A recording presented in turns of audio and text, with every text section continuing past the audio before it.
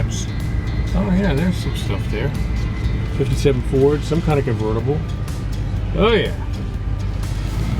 And you know, this is all a result of talking to a guy while we're eating lunch. We were having lunch at a deli.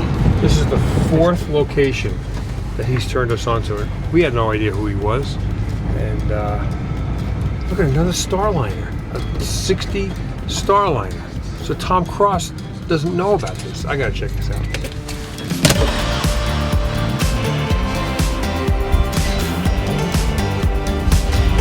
Oh, pretty good stuff here. And we wouldn't even know about this if we hadn't talked to that guy at lunch. So I called him up last night and thanked him, and I'm going to do it again today. But now we're going to go see a guy who we heard about yesterday. We made an appointment to go back and visit today. Boy, these roads are rough. And this is where our first stop's going to be.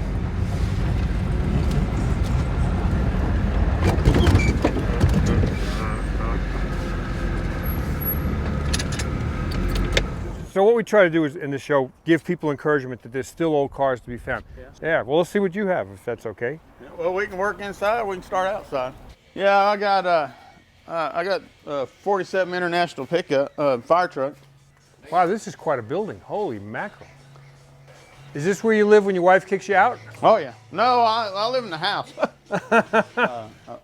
It's still a work in progress, you know. But I have an upstairs, you know, loft with, you know, like a just a place to gather and everything, pool table, bar, got a workout place over here on this side, but right now it's full of junk, you know. Wow. You know how it is. And I'm still working on it, just day by day, you know how it goes. You know. So tell me about this fire truck.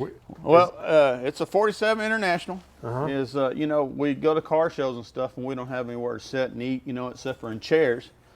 So I'm going to make a bar over on that side there with some stools. Swivel stools, that way you have a place, I'm gonna put umbrellas on it and all that, but it's still gonna look like a fire truck. It's actually an 85 Ford E350 ambulance chassis. So it's the engine bay, everything's offset in there, which worked out good because of the power brakes and everything. So is it a diesel? It's got a 460 Ford in it. Jeez. Huh. Yeah. So it's automatic, a big block with automatic power steering. Yep. You know, and the fact the engine's offset makes this made it easy for the power brake booster, everything.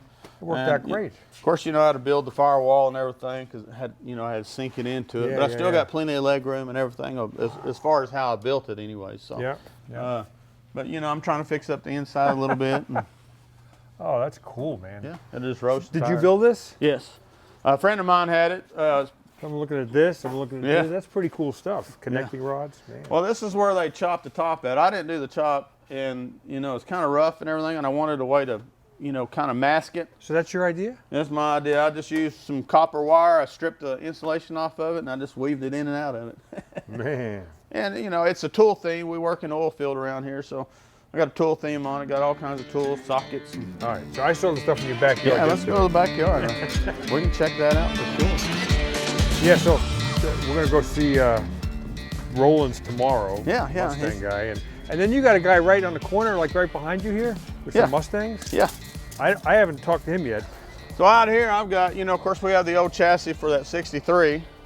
That belongs to a friend of mine. I got an old T-bucket here, I guess about a 26. It's in real rough shape.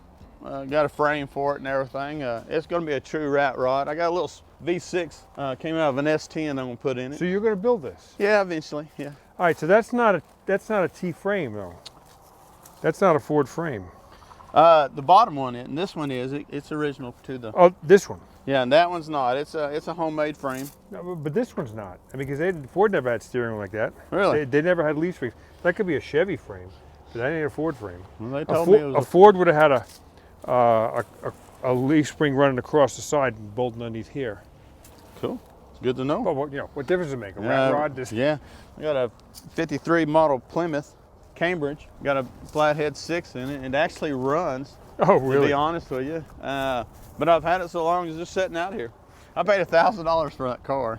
I hadn't never done anything with it. I've had it for over 2 years and it's just been sitting here. Everything's still 6 volt. I wonder if you could just make it road legal the way it is. Yeah. You can. You get a lot of attention at the car show. And that's what I actually have a van over here that I was going to put that body on and put the air conditioning and the dash and everything Oh, incorporated in here. But I decided against that, and like you said, I think I'm going to try to one of these days just get it back together the way it is and just drive So it. it's got 3 on the column? Yeah, three in the tree. If you went through the hydraulic brakes and stuff, I bet you could make it a good car. Oh yeah, of course. Yeah, you'll have to go through all the brakes and all that, and This thing is. and of course the windows. I got the window in the back seat. Oh, no kidding. Yeah. Oh, wow. I'm laying back here in the back. Uh-huh.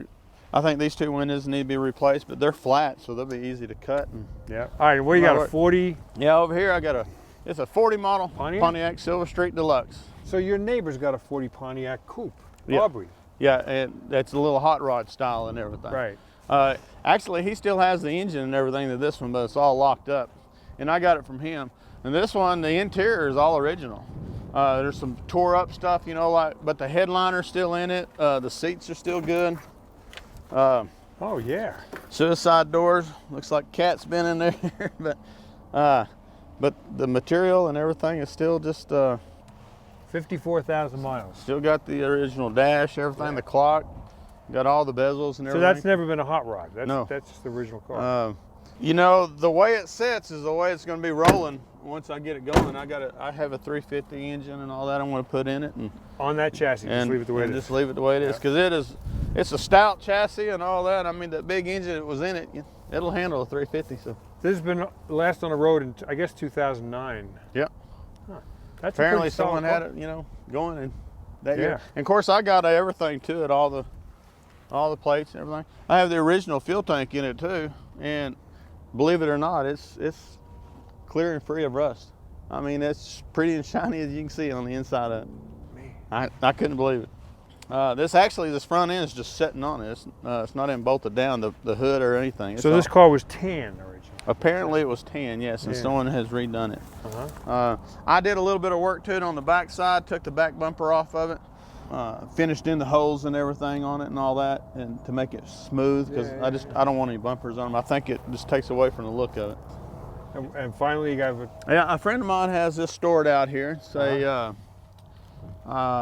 know, I can't tell you what year model it is. I forgot, but it has a V6 in it. That's a weird engine. Yeah, and he's got it stored out here, really, just to help him out, and because he don't have any place to put it. And it's his grandpa's truck. It's been in his family forever. Well, that's cool. But So nothing here is for sale. These are all projects. No, everything's for sale. I don't know. I sell trade, horse trade, whatever, you know. All right, barter, so somebody daycare, might whatever watch you need. this and wants to buy one of these cars. So give me a price on that. This one here is, as far as I understand, it's probably, the way it sits, it's probably a $5,000 to $7,000 car. It's a 40 Pontiac. Yeah, Okay. 40 Pontiac, Silver Street Deluxe. All right. So what do you want for that one? Now that we know what you paid for it. Oh yeah, well, I mean, I'd take any offer right now as far as I'm right? concerned. I mean, someone wanted to give me $500 for it, I'd take it probably. And you got a title for that. Yeah, got a clear title to it. It's a New Mexico title, but it is a title. But I got clear titles to all these vehicles. So it's a running car for $500. Yeah, it's crazy. Wow. Can I drive it back to North Carolina? Yeah, all right, just jump in it and go. But this is about all my junk I got, you know, as That's far cool. as cars and chassis and stuff. And Well, you know, you are the second person we've met from Dennis yesterday, just meeting him in the diner, in the deli. Like, Dennis is a great guy. great guy. And he went home and went through his phone book and said, yeah, this guy. And he started sending me these names. So thanks for seeing us on Sunday you bet. afternoon, man. You bet. Thank No you. problem, thank you. This is a blast. This is Jeff Rowland, guys. Can you guide us around and tell us what's going on here? Yeah. So did you build this? Yeah. I like it. We've got to see the helicopter. So Oh, that's neat. I want to buy this one. What would you say? 2,500. Oh, I like that one. That's pretty cool. Okay, so where's this K code? Do you have any idea?